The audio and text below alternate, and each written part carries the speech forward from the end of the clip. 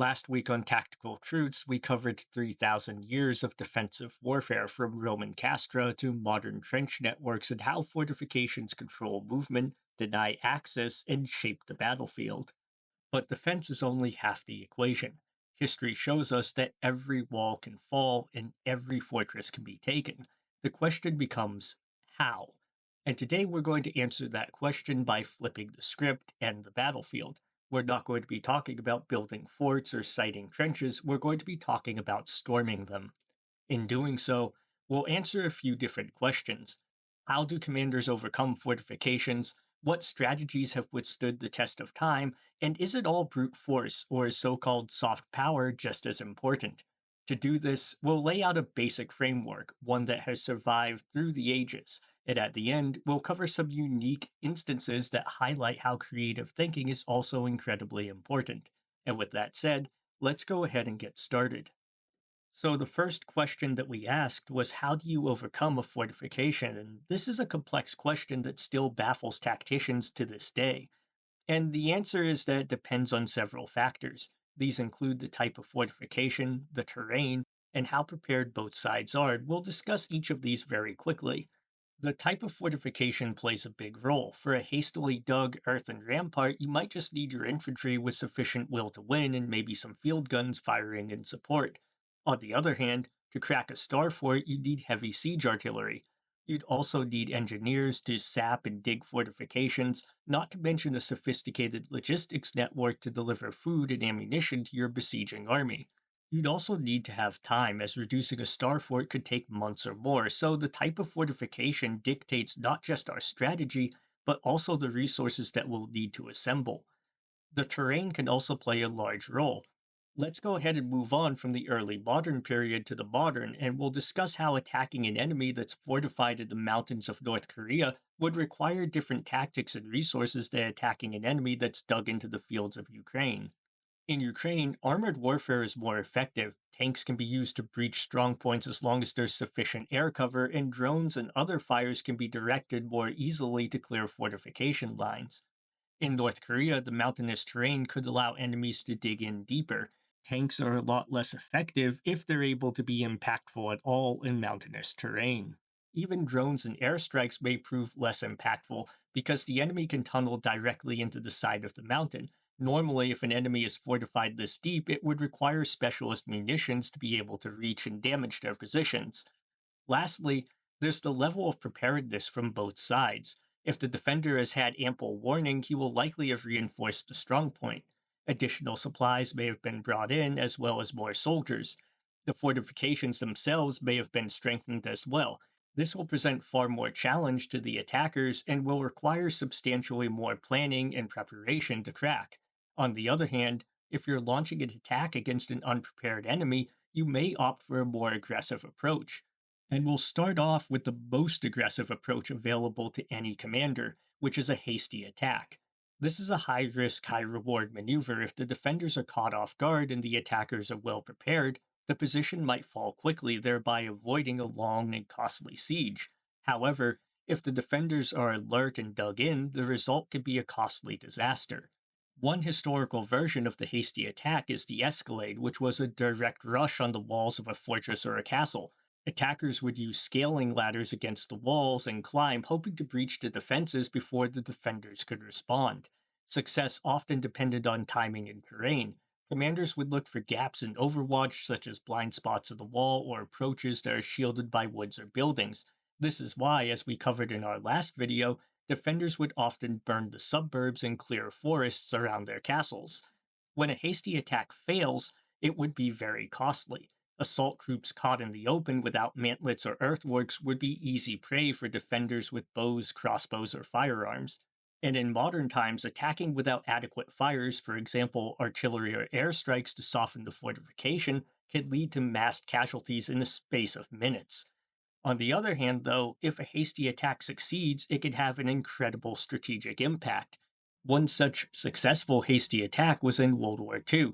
The Belgian fortress of Ibn Amal was expected to hold the Germans for weeks.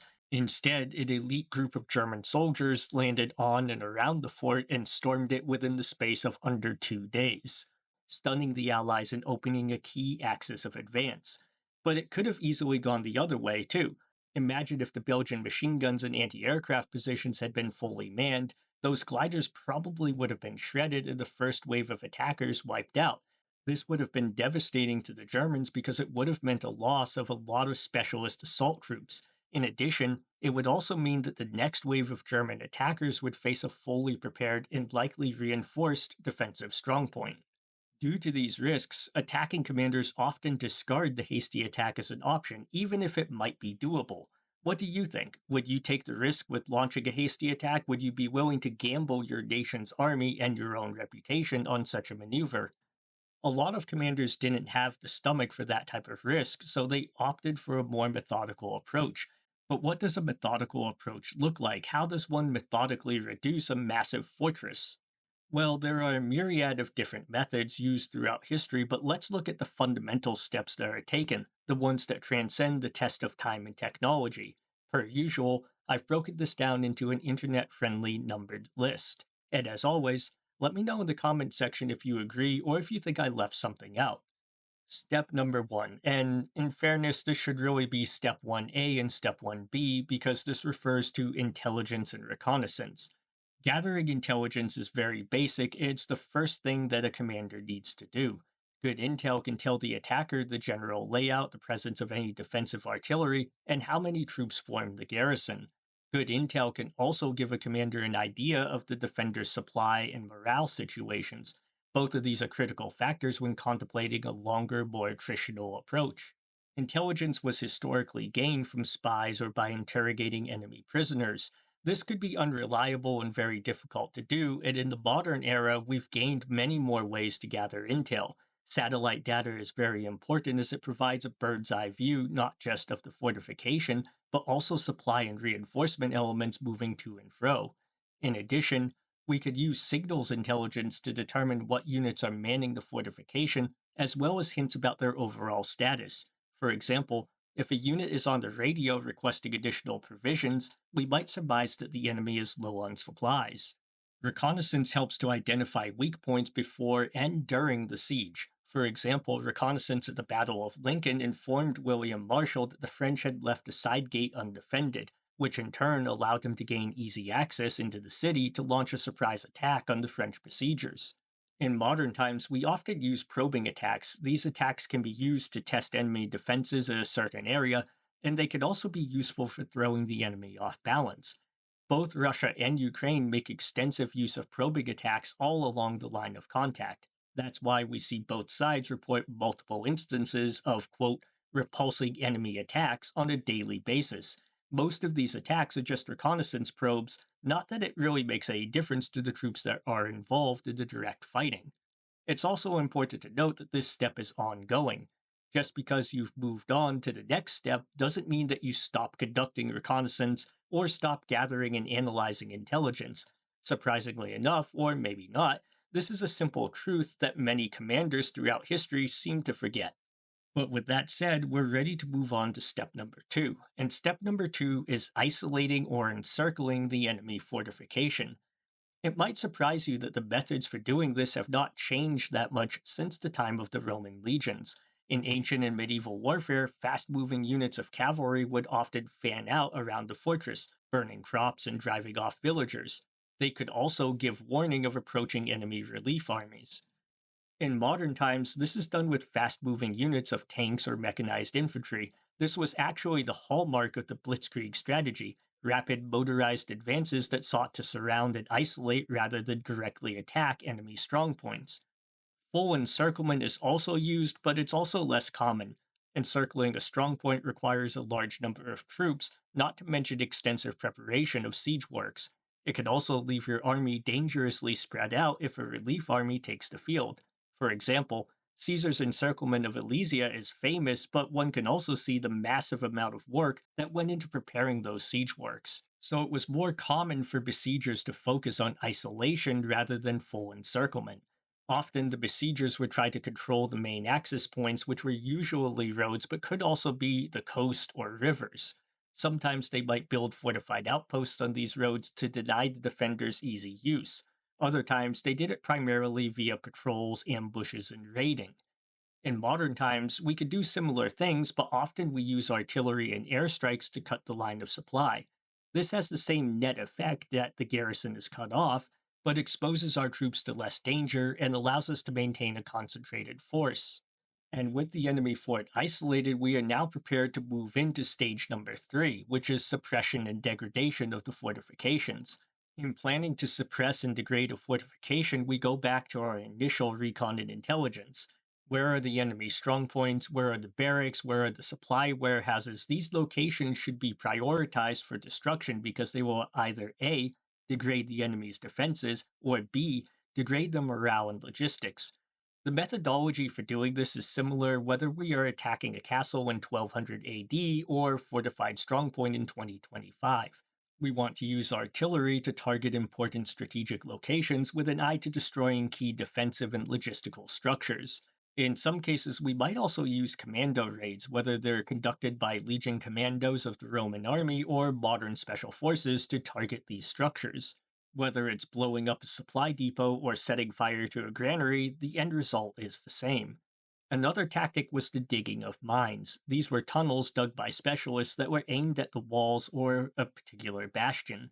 Once the tunnel was underneath the wall, it could be set on fire.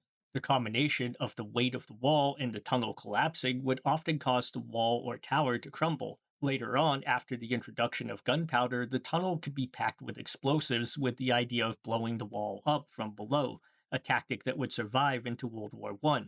However, as many different sieges showed, detonating a mine could be a double edged sword since the defenders could either use the crater for further cover, or the crater could present a lethal obstacle to the attacking troops. It's also important to note that not all suppression operations are kinetic. This is a key place where psychological and information operations can have a massive effect. In ancient and medieval warfare, once siege engines were constructed, there was often a phase of negotiations.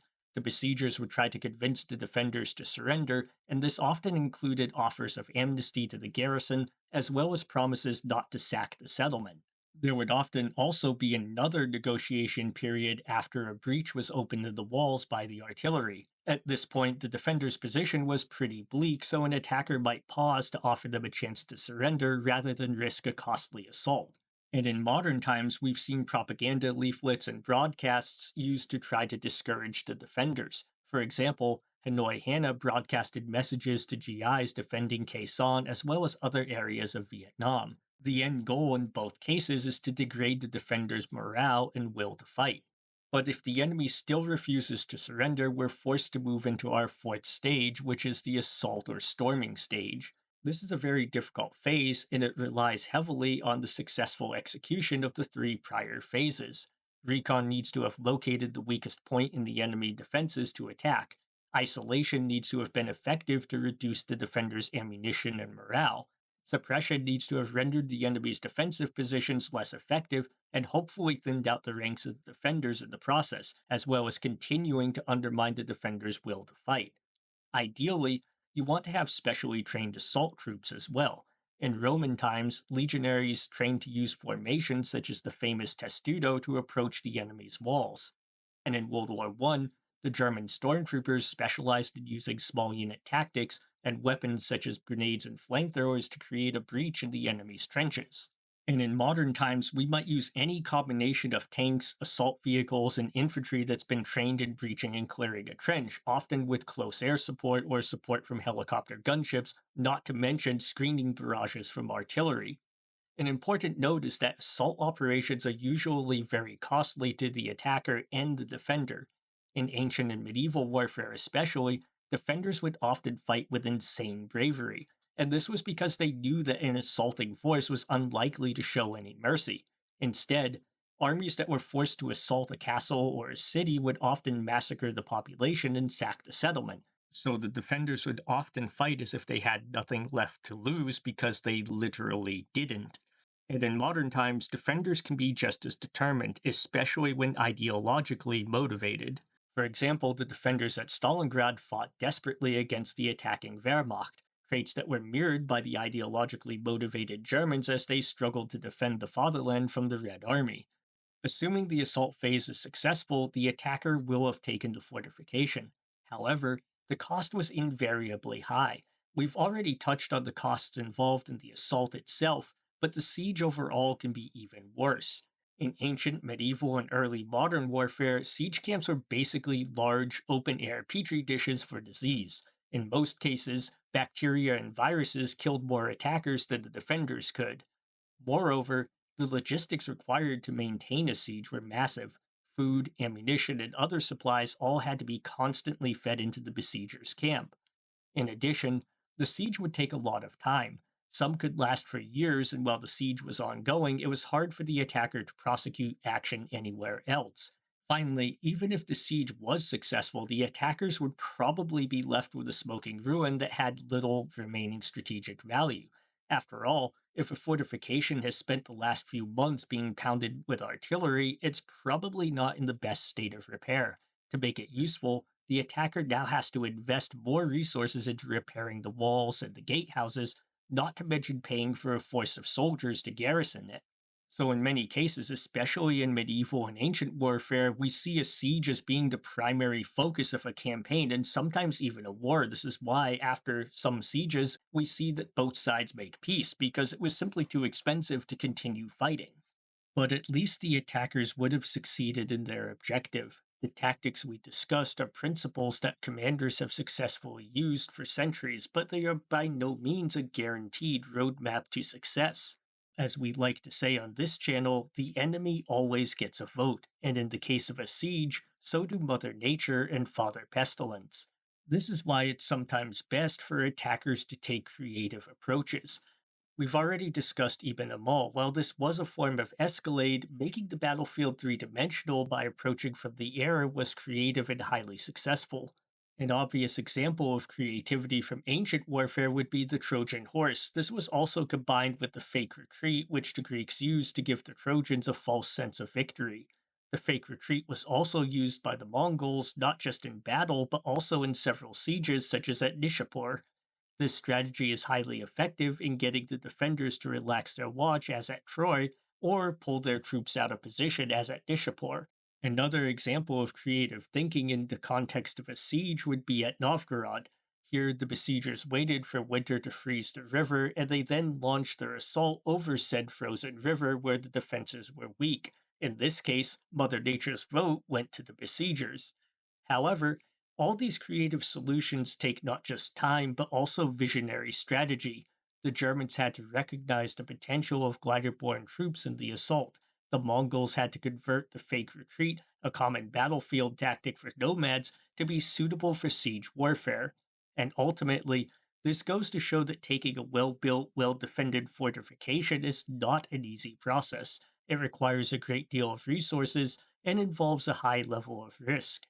This explains the effectiveness of fortifications and why they are still used, even on the modern battlefield. In fact, there's a constant cycle of competition throughout history between fortifications and offensive technology.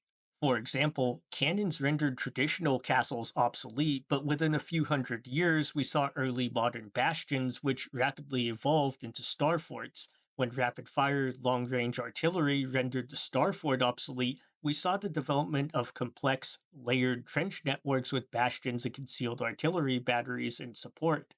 And now in Ukraine, we are seeing the use of mass drones to provide more precise targeting. And when I say precise, I mean flying through the door of your bunker precise. So, what is the next evolution for fortifications? Likely some sort of electronic warfare defense that will disable drones, which will, of course, lead to innovations that will harden drones against EW. Ultimately, it's always incredibly difficult to predict the trajectory of military technology, and sometimes it's impossible to know.